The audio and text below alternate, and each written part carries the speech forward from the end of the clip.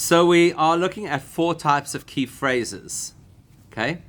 So far what we've discussed is, remember, the point over here is to understand how the Gemorah works, what kind of methodology the Gemorah uses. And one of the great challenges about Gemorah is the fact that there's no punctuation and there are no vowels. So people find it very confusing to work out what's supposed to happen next and how are you supposed to navigate the experience. Gemorah doesn't have vowels. Oh, I'm looking at the article. yeah. So there you go. And if you look even in the art scroll on the other side, the original page, there's no vowels. So it becomes very tricky and challenging to be able to navigate. And so one of the things that we wanted to do is to identify that there are 4 kinds of phrases that the Gemorah will use. And as we learn how to identify when one of those phrases is happening, that's going to obviously help us to navigate.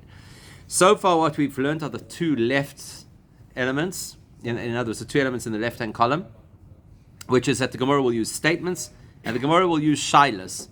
So a statement could mean a whole lot of different things. Some statements are statements of fact, some are statements of legal things, some qualify what's been said, some are arguments. As far as a shaila is concerned, really, the purpose of a shaila is to clarify something. For example, I might say to Dion, what got you to come to the shiur? Okay, so that would be a shaila. It's a question. Now, he's going to give me an answer, right? So, Dion, what got you to come to the shiur? Guilt. Pressure. Okay, so pressure got you to come to the shiur. Now, the reality is that even if you're unable to answer my shaila, that's not the end of the world. Sometimes a question is a valid question, and if there is no valid answer to the question, that's okay. It's not going to break any preconceptions that we have or any legal systems that we have. Which brings us to the next point, the top right-hand corner, which is what we call a kashya. Now, this is where the fun of Gemorah really begins, is in the world of the kashyas. See, now, the shaila we could ask is, no. You know that's a shaila. It's just a one-word shaila. That's not, thank you. That's not always so clearly expressed. We're still on the first handout, but I'm just prepping you for what's coming. So we're going to talk about this concept of a kashya. Now, I don't know if you hear it in the word, and also depends on how familiar you are. Oh, there you go. Harsh, right? Kasher means difficult. So a kashya implies that I'm posing not just a question, but I'm posing a difficulty, which means I'm essentially challenging what it is that you have to say. So let's do this. Let's role play this for a second. So we're going to role play in a very simplistic and almost silly way. Make a statement. Charlie, make a statement about the coffee. Coffee is extremely hot. Okay, so there we go.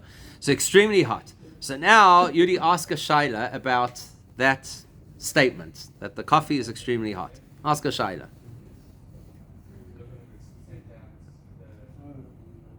Is it really hot? Is it hot to you? Ah, okay. How hot? How hot? Right? That would be a shaila. How hot? No, how hot? so hot that I can barely drink it. Okay, so you're not giving a technically accurate answer. Doesn't matter. It's okay. Because when I ask a shaila, I don't need you to give me a technically accurate answer. As long as the answer makes sense. Is there no answer? Well, sometimes there's no answer. But in this case, you're not telling me what the temperature is of the coffee, and still I can accept the fact that the coffee is hot. Okay, so what would be a kashya on the statement that the coffee is hot? Because the difference between a kashya and a shaila is that a shaila seeks information, whereas a kashya challenges information. Okay, so I'm seeking information. How hot? If I challenge information, what would be an example of a kashya? Maybe your tongue's prove it not working. Prove it is not a kashya necessarily. Could be a form of a kashya. Could so. What's that? You poured it 20 minutes ago. How can it be hot? Okay. That's a question. That's a question. So far the closest that we've got is prove it, because that sounds challenging. That doesn't sound like I'd like to understand more. That sounds like something strange about what you just said. So I'm insisting that you prove it. And the Gemorah could do that. Exactly. The Gemorah could do that. The Gemorah could say prove it. But you know what a kashya would be? Another example of a kashya? Load shedding. How do you make it hot? Okay, that's true. Now that is what we would call a complex kashya. But why is that a complex kasha? Because it invokes other information that is not immediately available, that I have to then connect the dots in order to form my kasha. So if there's no electricity, how were you able to make a hot coffee? Right? So that's a complex kasha. But a simple kasha, direct kasha, would be then how you're drinking it. But my statement was that it's so hot that I could almost not No, drink. it's just Okay, fair enough. So you almost not drink it. Fair enough. Okay? But you understand where I'm going with the kasha. Kasha basically said, you made a statement and I immediately challenge the statement that you've made. And I may do that using logic. Right? Is kasha, does it say kasha and then... Oh, no. The Gemorah will not make life that easy for you. It could be a shayla. Absolutely not. Was it very clear? No. What I mean to say, hang on a second. What's that? What was your kasha? Then how can you drink it? So how could you drink it? You're telling me it's so hot. So how could you drink it? Okay, but you did put a disclaimer because you said almost couldn't drink it. So I didn't. Okay, so let's just say you didn't, and you just made the statement that this is incredibly hot. I'll say, well, it's incredibly hot. How are you drinking it? So you can already hear that the This tone. is coffee's for drinking. You want the smell. Okay, so correct. You could counter my kasha with a kasha of your own. Drinking, I'm just smelling it. I'm saying you could counter my kasha with a kasha of your own, and that's valid. That is valid. But we're not at that point yet. All I want to illustrate at this point is that a shaila seeks information, and therefore it's gentler, and a kasha seeks to discredit, and therefore it's harsher. Also in a question format. It may or may not be in a question format. So Rob, you got I'll the give you an words, example. But how do you tie, like, I mean, you're giving the words in Hebrew that, like, we're going to discuss it in Hebrew, or is it like why? Okay, so this is a layered process, right? This is a layered process. The first layer of the process is that we have to understand that there are these four possibilities of how the Gemorah is going to introduce a topic or a section of a topic. That's the first thing we have to know. These are the four possibilities. There are statements, there are questions, there are kashyas, and there are answers. Or proofs, I'm sorry, not because an answer is a statement. There are proofs. So those are basically the four elements. Then we're going to have to drill down. Don't worry, there's layers. Because this new handout that you just got, as you will notice, has 19 different elements that we have to consider. Okay, so we started with 4 major elements.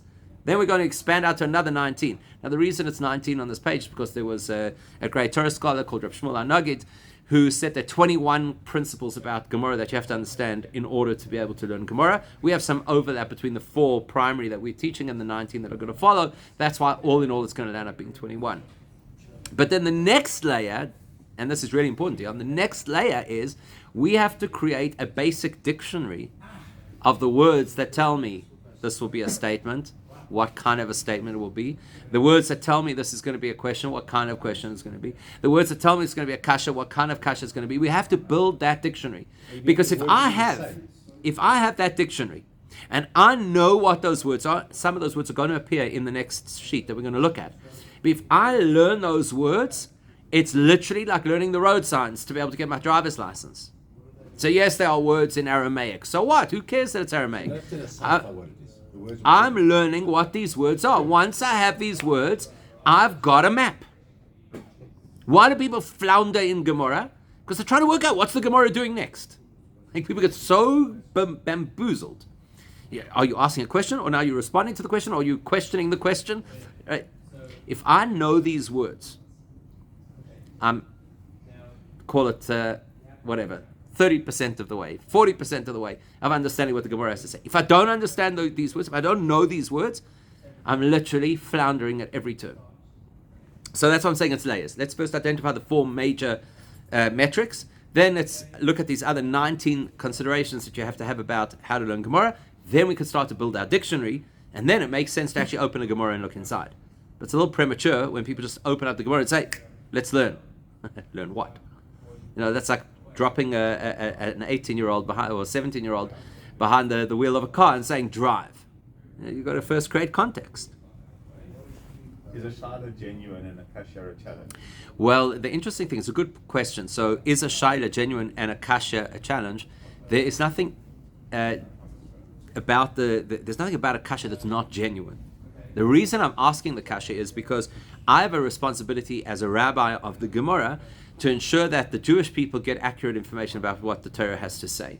So if you've made a statement, and I'm not sure if that is the accurate version of what the Torah has to say, it's my responsibility to test that statement. And I'm going to test it by throwing the harshest kashas I can come up with against that statement.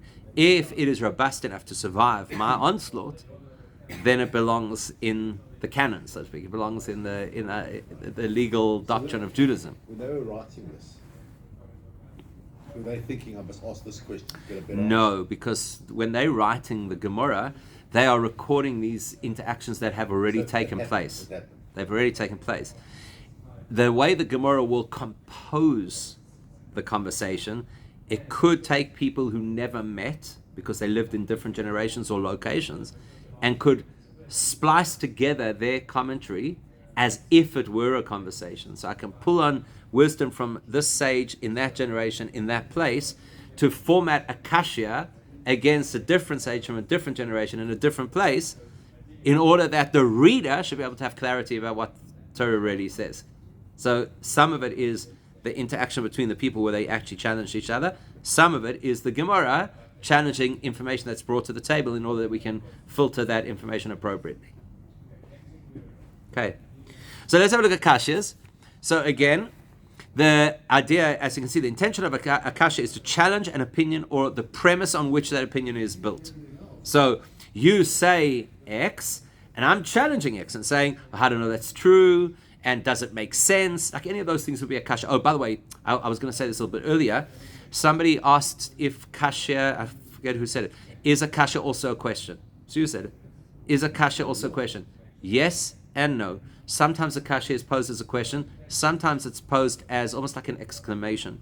For example, one of the most common, common is maybe not the right word to use, but a common type of, it's not the most common, but a common kind of kashya goes like this. You make a statement. Let's say you make a statement, the coffee is hot. And I say to you, duh. Right? That's not a kashya. That's like an exclamation. In Gemorah language, the word would be pshita. That's obvious. Why did you waste the sage's time telling us the obvious? But that's different because there's not going to be an answer to it. No, they will. That's exactly the point. Remember, the reason we're asking the kashya is to clarify, to distill what the message really is. So if I'm saying duh, what I'm actually saying is, I know that the audience is going to think duh, so I've got to say it on their behalf so we can clarify so that they don't fall down that wormhole. You think it's obvious, but it's actually not. It's actually not obvious. Correct, exactly. So I'm doing that. I'm like the facilitator. The Gemorah, the voice of the Gemorah is like the facilitator of the things that could be going on in your head, or that should be going on in your head, so that you don't get this information inaccurately. That's what I'm saying. A kasha is not always a question. Sometimes a kasha could just be an exclamation, like that goes without saying. Okay? So there are two, and by the way, you have this right here in the note. There are two approaches that a kasha could take. Either the kasha could say, what you have said appears incorrect. So that's like, who says? How do you know? That isn't logical. You've contradicted yourself. Anything like that. Where the approach of my kasha is to say, what you've said does not appear to be correct. The other version of a kasha is, what you've said does not appear to be necessary. Why do you have to tell me that? Why are you giving me this information? This is not a book, like a story book or something that's just like trying to dramatize. If you're telling me information, it must have legal value. Why are you telling me this information if it's obvious? It's obvious. The coffee is hot. Why are you telling me? Unless, maybe the reason you're telling me the coffee is hot so I don't spill or hurt or what's that? You can also get iced coffee. Exactly. Maybe I never knew that there was such a thing as iced coffee. And until such time as you mention that this coffee is hot, that's a perfect example, by the way, because the Gemorah may well do that, where it will say, oh, you thought that was unnecessary information because you didn't know enough about the subject, and you thought that's the only possibility, and it turns out there's another possibility, and that's why we had to say it. So that's exactly how the mental process will work. So it's a kasha that the Gemorah will always give you a valid answer. To a kasha, Yeah. leave that question. When we get to the next sheet, we're going to talk about exactly that. What happens when a kasha is versus what happens when a kasha is not resolved. We're going to talk about that. Okay? So there are two kinds of kashyas. Again, the kasha could either be to say what you've said is incorrect, or what you've said is unnecessary, superfluous. If my approach is to say that what you've said is incorrect, there are two possible ways that I could build my kasha. Either I could say, that makes no sense. And then I'd have to illustrate why it makes no sense. So again, let's say that a person says, the coffee is hot, and then they chug it down. Then I'll obviously say, that makes no sense. You just said that coffee is so hot, and you just swigged it in a shot. Doesn't make sense. Or I could say, your statement, I'm going to challenge your statement because I believe that there is a primary source that disagrees with your statement. Now, in the coffee example, it's not going to really make much sense because coffee is obviously something which is in front of our face. It's not a concept. So let's talk about a concept, right? Let's say that there's a concept, as Rabban always says, the rabbis had a conference. They came up with a new version of Pesach for this year. Every year they introduce something else that you've never heard before. Knock us off balance. All right, there's always something. It's guaranteed. You're always going to learn something on Pesach you never heard before. It's going to throw you completely off kilter. So you walk into shul. This happened, by the way, this year. It happened. We were doing the halacha between Mincha and Ma'ariv, and it was to do with how you kasha a certain part of your kitchen for Pesach. So somebody said, "What do you mean? In our house, we've always done it differently." So that's a kasha, right? That's not a logical kasha. It's not saying what you've said is illogical. It's saying, I'm pretty sure my father had a really good source for where he got his information. And if he told us that this is the way to do it, there's got to be a reason. How can you say that you got to do it differently? It's not a legal challenge. Okay, good. So it's going to be how you interpret a primary source. So it's technically a legal challenge, but it is based on your interpretation. No, you don't really know. So let's use an example.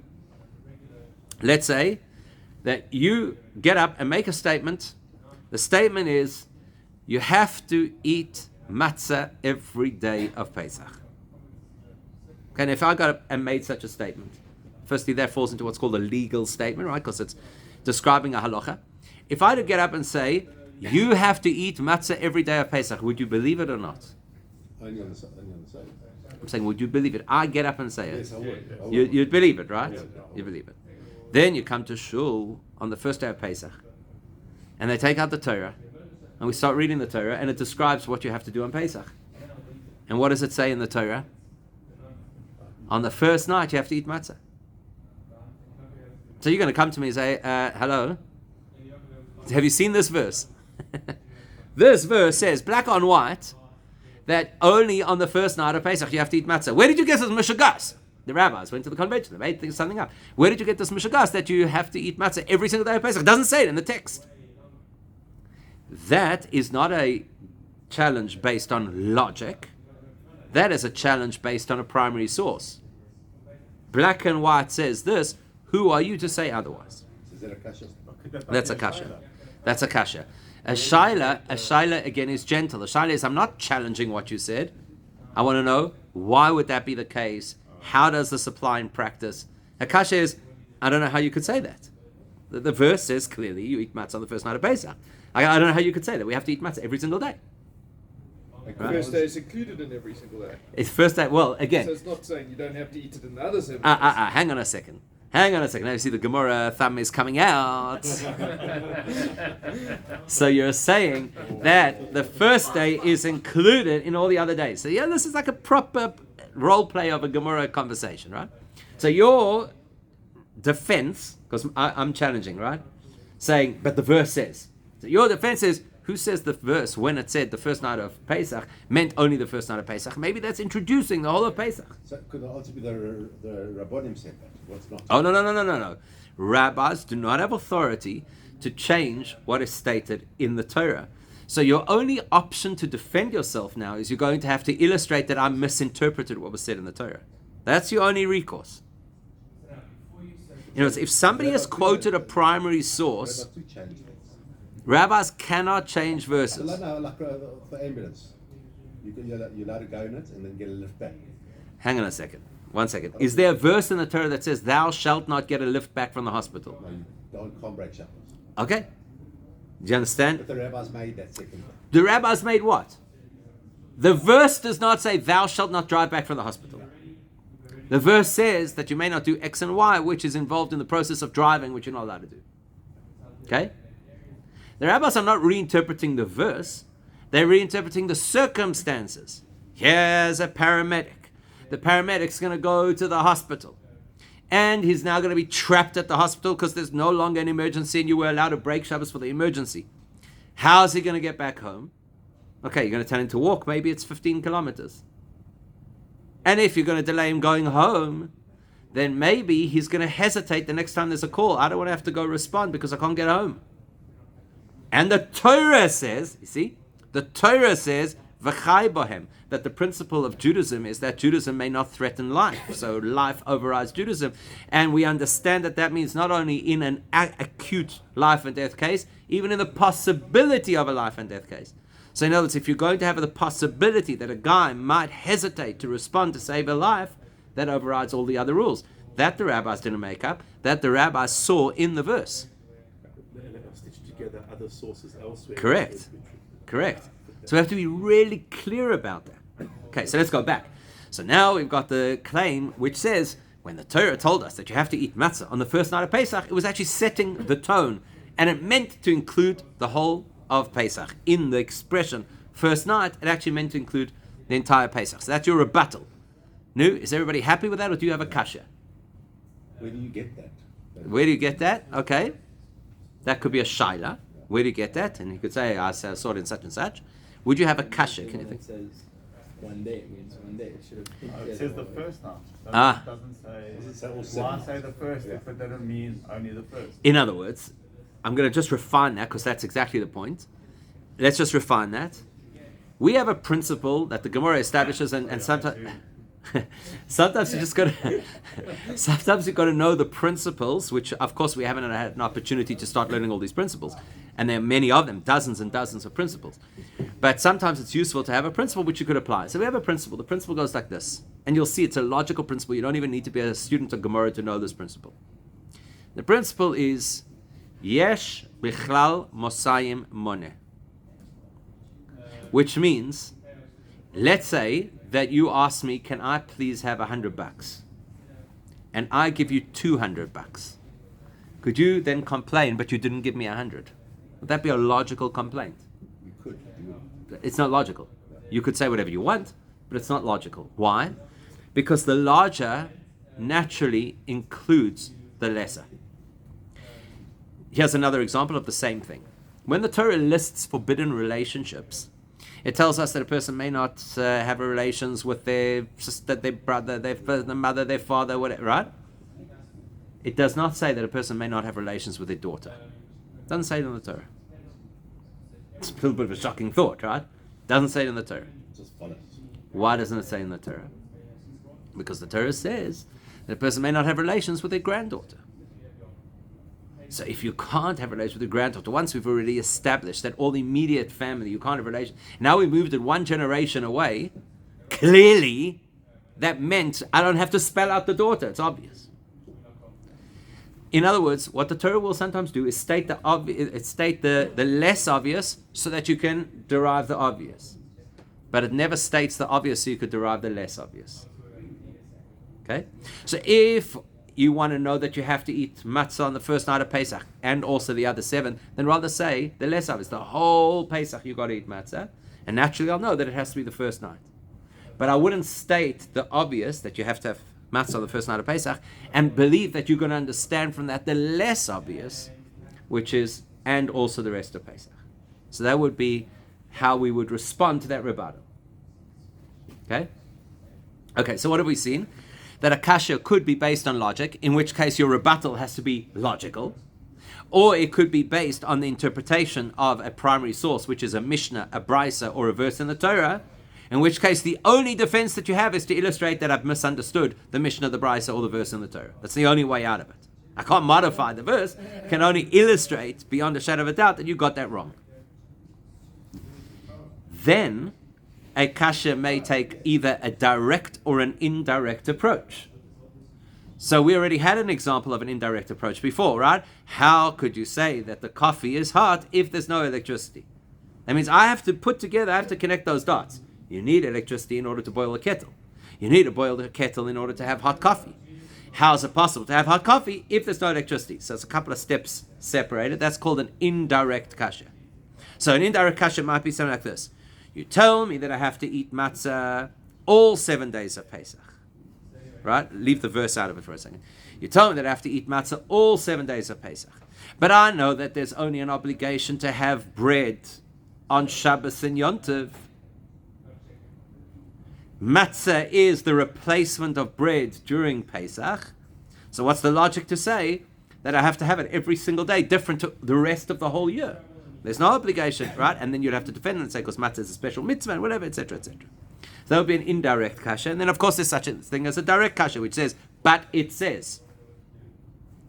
Or that isn't physically possible. That would be a kasha. Like, for example, the Gemorah says, there's a very interesting discussion in the Gemorah, how long can a person go without sleep? Right? 1 shiur, half a shiur. How long can... So, why is the Gemorah having that discussion in the first place? But they're not about shiurs. They're not? They're not about shiurs.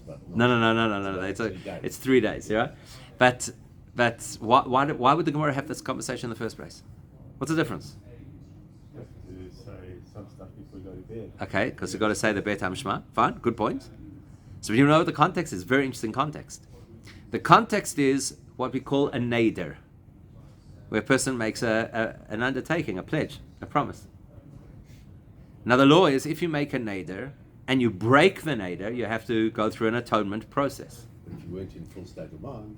Okay, that's a different story if you're not in full state of mind. But if you make a neder about something that's impossible, we don't wait to take you through the atonement process. We say right now you have to do the atonement process because it's not possible. So the guy says, I swear I'm not going to sleep for 4 nights. Say, right, off you go, bring your atonement sacrifice because it's not possible. Right? So that would be a kasha. I mean, it's not a kasha, it's an illustration, but I'm saying a kasha could be, that's just not possible. You tell me that the halacha requires X and Y, that's just not possible. So we get direct and indirect kashas. Okay? Lastly, we have proofs. And the reason that I've highlighted proofs as different from regular statements is because the purpose of a proof is once I've either made a statement or once I've raised a rebuttal against your objection, right? You raised a kasha, and I now responded to your kasha, then it's a very fair thing to say, how do you know? Do you respond to a kasha with another kasha? You can. You can actually make a note of that. That one of the acceptable responses to a kasha is to have a stronger kasha against your kasha. In other words, think about this. Or you go to the proof. Correct. But I'm saying, just think about it this way. Person says, how could you say this? It's not logical for this and that reason. So very often the Gemara will say, and what you're saying is more logical. Right? In other words, you're making a big deal about my perspective. What you're offering is an alternative. So that's my kasha on your kasha. And now the onus of proof is on you.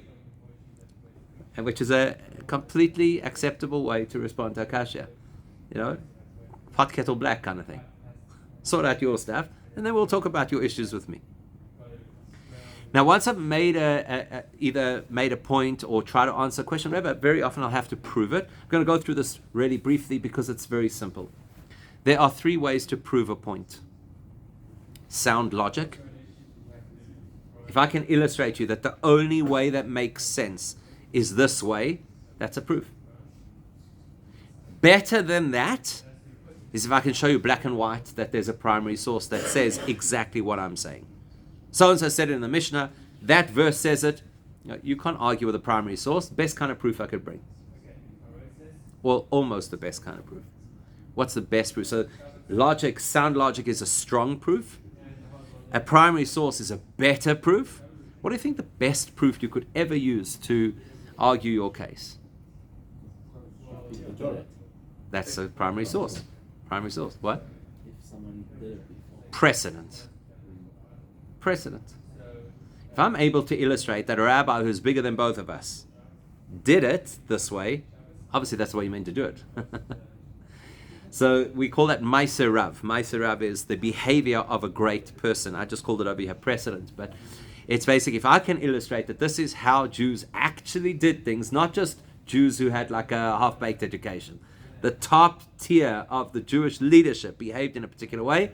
That's the ultimate proof. In your example of the matzah on the 7 days, if you can't find a source that says you should have it for the next 6 days, but you can find a source that said Rav Gadol ate it for 7 days, is that sufficient? Okay, so absolutely, unless you could counter that by saying Rabbi X, who ate matzah for all 7 days, did so because generally he always tried to do as much of a mitzvah as possible, rather than because that was the mainstream. So if so there would still be a way out of it.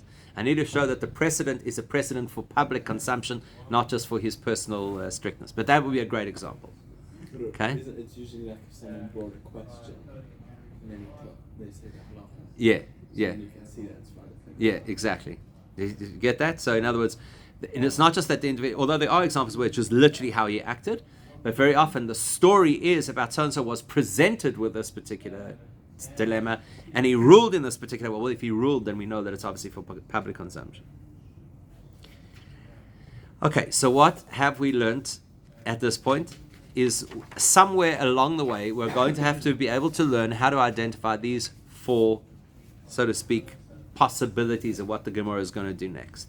We need to be able to learn how something is a statement, or a shaila, or a kasha, or a proof. Okay? With that in mind, let's now expand that. I know there's like a lot of information for one shot, but it's fine because what we're going to be doing now will have some overlap with what we've just done. And that is that there are 19 possibilities. Again, there's 21 in total, but there's overlap between the 4 that we've learned and the ones with. Why have you're asking me why you've never heard something before? I don't know. I can't say why you've never heard anything before.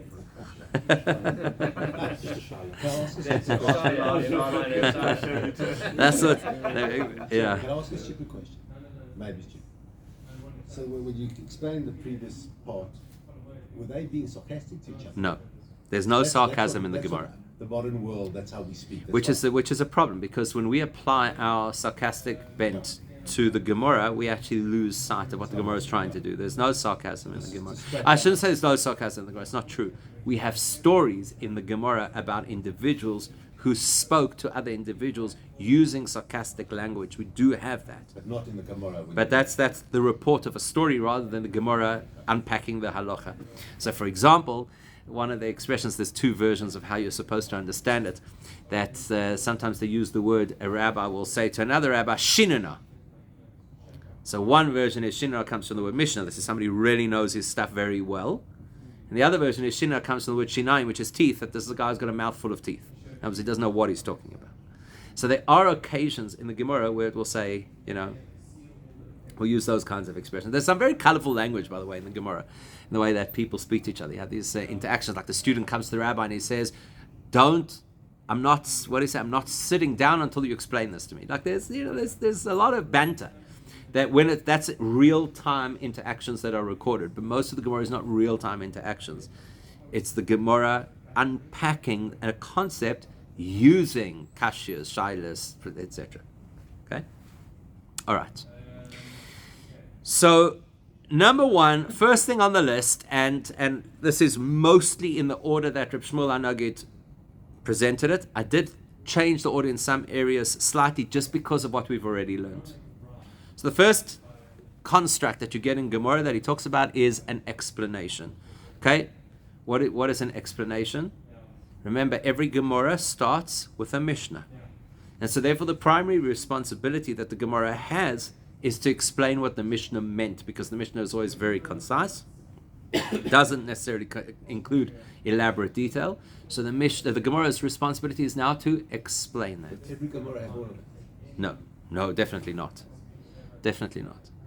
Because as you'll see, some of these things are so stylistically different that there's no way they'll coexist in the same conversation. So not every Gemara, when you say every Gemara, you mean every section of Gemara. No, we'll definitely not have all of these. Okay, so we call that a pirush. Now it's pretty useful to know that word pirush, because it comes up a lot. First of all, we talk about the commentary on the Gemorah as Pirush Rashi, the explanation or the clarification that Rashi gives to the Gemorah. Sometimes you'll be talking and a person will say, so what's the Pirush? Like, what does this mean? And while it's not the most utilized expression in Gemorah, it is useful to know. Okay? So that's the first thing. Now we've already touched on Shaila, so we don't necessarily have to go into all the details about it because we've already said that a Shaila is, but the way Reb Shmuel HaNogid explains it, the request for a ruling, not just generic information. That a Shaila is asking, what is the practical ruling? Now the reason that we're revisiting this is because, remember, the Mishnah is written in Hebrew, the Gemorah is written in Aramaic. If you don't know the link between the Aramaic and the Hebrew, you could totally miss the point of what the Gemorah is about to do. So when we initially learned about this idea of questions and we kept it very generic, which is any kind of how, what, when question or why question, as a shaila, we actually missed the trick. The real point of a shaila is to say, what do we do in practice? So even in conventional speak, I'm going to ask the rabbi a shaila. I'm not going to ask him to be Wikipedia. I'm going to ask him, tell me, what do I do in this particular case? I washed up the meat forks in the milk dishwasher. What am I supposed to do? So shaila is a request for, that's if it's a knife, right? So I'm asking for a legal ruling. Now, before we go into the Aramaic, I want to ask, besides the word shaila, meaning I'm asking for information, what else could it mean when I say I'm asking? What else could I be asking for in life, generally, besides information? Clarity. That's part of information, right? Clarity is part of information. What else could I be asking for? Oh, Help. I could be asking for a thing.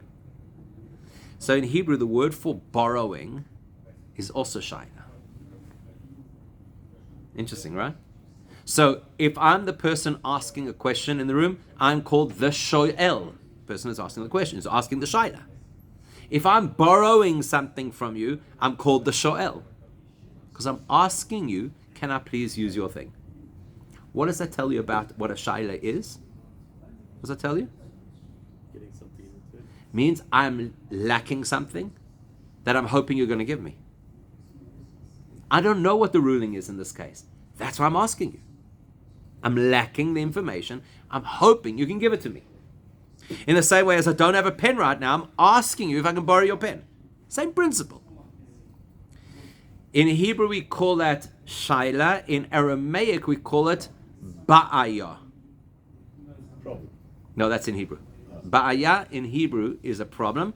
How do you know to distinguish between a word in Hebrew or Aramaic that ends with a at the end? How will you know if it's Hebrew or Aramaic? It's for a female.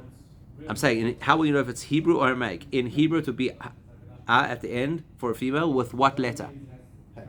Hey. And in Aramaic, it will be an aleph at the end. So look at the word over here, ba'aya. At the end, it has an aleph. That tells me it's an Aramaic word. That tells me it's not the word I'm familiar with, ba'aya, which is a problem. This is baya, which means to ask. Now, the truth of the matter is, in Aramaic, it's an even stronger version of the word than in Hebrew. Because if I'm asking for something and I don't get it, what's going to happen? I need a pen. I need a pen. Please, can I borrow your pen? You say no. What's going to happen? I'm going to go ask somebody else for a pen.